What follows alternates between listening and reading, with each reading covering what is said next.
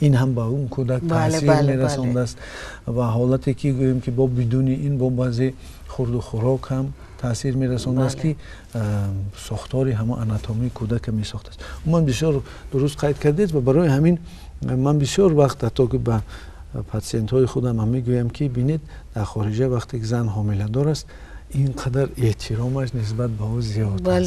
یک حادثه فوق‌العاده است. اینقدر شادی، اینقدر مهربانی، اینقدر تنتنه است. در ما یک حادثه مقرر است در اوله های عادی، اوله های به مشکلات یک حادثه مقرر است. خدا با شکر خیر شده است میگن.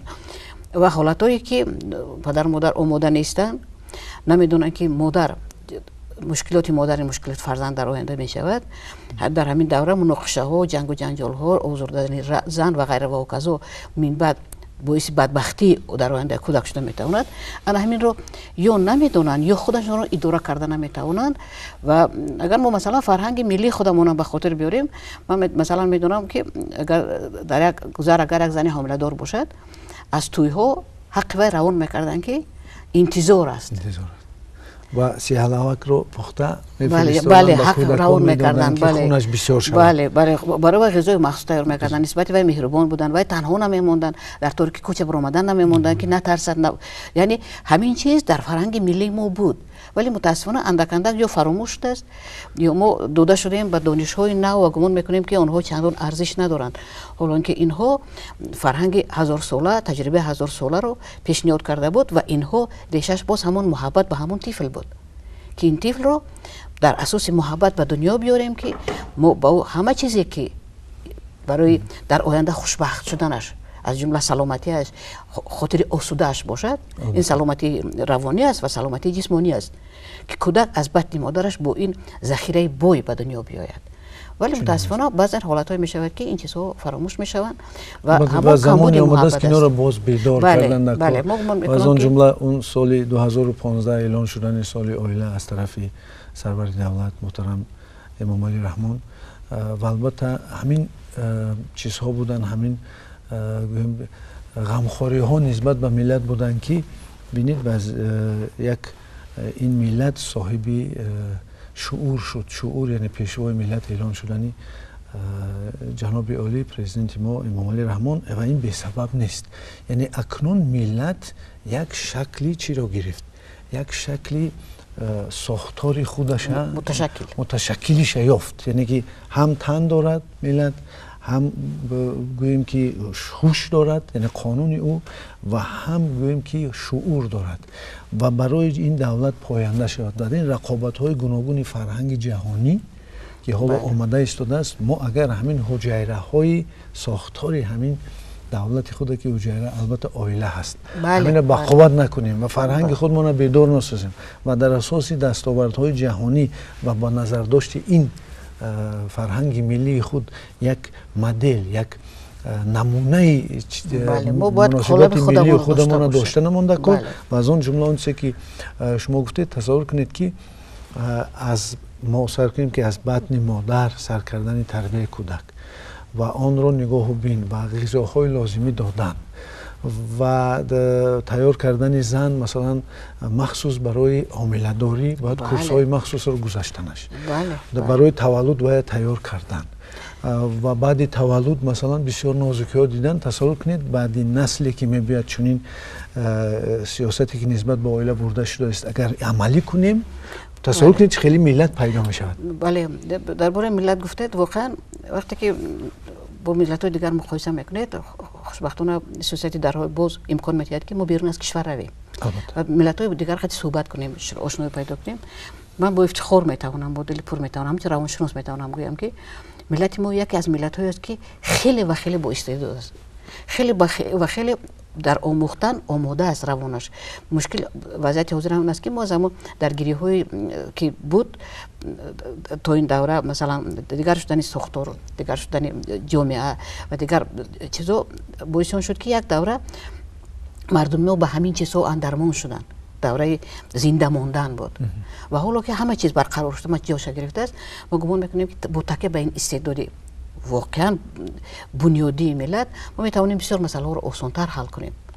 برای من مثلا بسیار مهم است که جامعه ما ارزش اویله رو هنوز همچون مقدسات بنیادی حفظ کرده ایستاده است و من حتی گمان میکنم که شاید این برای جامعه جهانی هم یک کمک باشد، به خاطر آنکه در کشورهای رو میدونیم که اویله همچون ارزش، همچون ساختار، همچون مقدسات علاقه مقام خودش باید داده است. در ما خوشبختانه این چیز هست و این پافشاری ما هم برای همین است که ما همین مشکلاتی که اندک اندک سر زدن اون رو ما توانیم کمک کنیم به مردم که همین برطرف کردنش آموزن. زندگی کار آسان نیست و محبت هم یکی از راه‌های خیلی پرپیچ و تاب است. محبت این البته مرهم است که طبیعی و در معنی سر انسان مرکز دارد و مکانیزم های خودش دارد و ما با گویم که یک احساسات، یک حسیاتی افتخارمندی از آن دستاوردهایی که ما حالا کرده ایم در زمان استقلالیت میتوانیم بگوییم و به مردم شرفمند تاجیکستان برسانیم که اویله هم یک رشد دارد مانند سرشت انسان و اویله هم متاسفانه بیمار میشد و خوش خبر و همه آن کسانی که ما را حالا تماشا دارند که بیماری های اویلوی آموخته شدند و ما با آنها ریسپت های خوب تیار کرده ایم و این ریسپت هایی که ما تیار کرده ایم می توانند در حالت استفاده بردن سبب آن شود که اویله نگه داشته شود و با جمعیت، با ملت و با جهانیان فرزندان بهترین بتیند و تمام مکانیزم هایی که پیدر همیه که چی روش هایی که در کدام اویله که در یک کنجی گویم که مضافاتی تاجیکستان زندگی میکنن روش میرود اون آموخته شده است، معلوم است و فقط سری وقت مراجعت کردن و سری وقت به متخصصان از آن جمله به روانشناسان و دکتران مراجعت کردن بسیار چیزها را از بین میبرد و مرهمی که البته خیلی شما توصیه دادید مرهم بهترین برای اویله حالا این محبت هست. و میخواستم برای تماشاگران عزیز سه چیزی که موضوعی که مخصوص روانشناسان در نتیجه تحقیقات معین کردند همین چیزها رو بگویم تا که مشکل‌هایی که از پیشان میآید در حلش در نمانند. مثلا محبت زن و شوهر یا مناسبت دو جنس 7 دوره دارد ولی اکثرا مردم ما جوانان خصوصا وقتی که اویله دار میشوند همین دوره ها رو نمیدونند و برای همین رهگم میزنند. دوره اول دوره جذب است که دو نفر همدیگر رو میبینند، عاشق میشوند و این دوره معمولا دوره کوتاه مدت است. از همه زیاد تا 3 سال دوام میکند، حساب میانش 18 ماه است. میتواند بعضا یک چند ساعت باشد. یک آدم میبینید یک نظر معقول میشود در صحبت آینده علاقه میبینید که برای شما چندان جذاب نبوده است. ولی اگر که عشق محبتی مثلا همون جوانان رو گیم که برای اویله بنیاد کردن به هم دیگر میل میکنند این همون 18 ماه است تقریبا کم و زیاد. دوره دویمش این دوره جذب همون دوره است که آدم‌ها کمبودی هم دیگر رو نمیبینن. در سیمای یکدیگر فرشته ها رو میبینن. و هر کدام هم بعد یکدیگر خودشون رو از طرف نیکشون پیشنهاد میکنن. خوش وقتی که این دوره تموم میشود دوره دوم سر میشود دوره سری از شیرینی هم آدم سیر میشود. درست. و این دوره قدم اول دوره شناسی است. وقتی دوره سری فرا رسید آدم اندک خفوتر میشود و نگاه میکند میبیند و در همین دوره سری قدم من بعدش دوره دیلمانی است. زیرا اون پرده های زیبا میافتن انسانی مقرری واقعی با کمبودی هایش وارد میشود. اون جوان مرد زیبایی که مثلا یا کن دختر زیبایی که در آغاز دیده بود یا که مثلا در دوره شه عروسی باشد اگر یک دوره دستی جرم های اول باشد این چیزها انسان با خاراکتر دیگرش هم باز میکند. بله. و این دوره دلمانی است.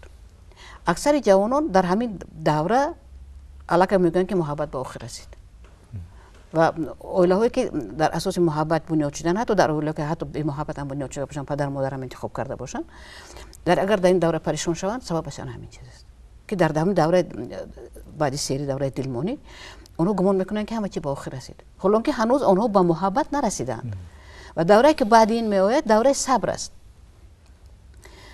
اگر که جوانان با روزگارداری آماده باشند یا که در همین دوره به روانشناسان مراجعت کنند از پدر و مادر خردمندشان مصلحت ها بگیرند این دوره صبر است و وقتی دوره صبر به آخر میرسد بعد آغاز میشود دوره محبت برای محبت قدم اولش این مسئولیت و احترام است. قبول کردن شخص دیگر در آن شکلی که هست با کمبودی هایش، با اون که با امیدهای اولیه ما چندان موافقت نکرد. و قدم بعدی قدم دوستی است، یعنی آدم رو نه تنها همین خیلی قبول میکنید، با او رابطه بنیاد میکنید، با او تکیه میکنید. بله. و او رو هنگامی که او بارش رو با شما میاندازد، مثلا از شما کمک میخواهد، او رو قبول میکنید و مهربانانه با صمیمیت، مثلا اگر زن و شوهر باشن یکی نگاه بین میکند سر لباس شوهرش، مثلا غذای و یا کودکای نگاه میکند و شوهر مهربونی همین وظیفه هاش نسبت زنش اجرا میکند. میگه دختر رفتن لازم کدام طلبات داره تا خونه مادرش میره یا چیزای دیگر خیلی سبک اجرا میشه وقتی که دوستن اینها. و نهایت اگر که این قدم به قدم رسیدن میرسن با محبت واقعی، با محبت کامل. یعنی محبت برای با خود محبت رسیدن این 7 قدم بزرگ است. بله 7 زینه است. وقتی که آدم میدونه که با مناسبت بنیاد میکند، مناسبت دراز مدت، اولا این مناسبت ما وقتی که خانه‌دار میشیم همیشه امید میکنیم که یک عمر است. میگیم که پیر شوند، خوشا پیر شوند، بله. میگیم با هم پیر شوند، میگیم از هم سیر نشوند، میگیم این آرزوها رو میکنیم. وقتی که ما این گونه آرزو نیت داریم، وقت برای که این آرزوها واقعا عملی شوند، رسیدن به همون 7م زینه هست. بله. درست. بسیار خوب است وقتی که پدر وقتی بهترین محبت، زیباترین محبت نه تنها اون محبت جوانان است که ما روز توی میبینیم. برای من مثلا بسیار محبت زیبا رو وقتی میبینم وقتی که یک پیر و کمپیر دست همدیگر رو گرفته در کوچه مهربانانه صحبت میکنن. به این درجه برای رسیدن این قدم ها رو گذاشتن لازم است. البته بسیار مرحمی خوب است، بسیار خوب گفتید. فکر میکنم که بینندگان گرامی اکنون از این رو سرکرد محبت آرزو میکنن و محبت هیچ وقت پیر نمیشد. در همه سن سال یک جذابیت، یک انرژیتیک، یک نیروی مثبت خودش دارد و تمنا میکنیم که چنین باشد. بله. و یک چیز دیگری که ما از خلاصه‌های روانشناسان گرفتیم، یک چیز بسیار تربیوی زیباست. حضور ما با محمود شاه با نوبت این رو برای شما میخونیم. بهترین است. تربیت به محبت انسان رو دورویه میکند. عهده‌داری به محبت انسان را دلتنگ میکند. مسئولیت به محبت انسان رو بی‌ادب میکند. عدالت به محبت انسان را دلسنگ میکند. حقیقت به محبت انسان را بی‌رحم میکند. خوشمعاملگی به محبت انسان را ریاکار میکند. دانشمندی به محبت انسان را بی‌مراسا میکند. حاکمیت به محبت انسان را ظالم میکند. شرف به محبت انسان را متکبر میکند. ثروت به محبت انسان را خسیس میکند. و نهایت اعتقاد به محبت انسان را تندرو میکند. بگذار همه کار ما در اساس محبت باشد و بنیاد زندگی ما را محبت همیشه روشن کند. بگذار چنین باشد.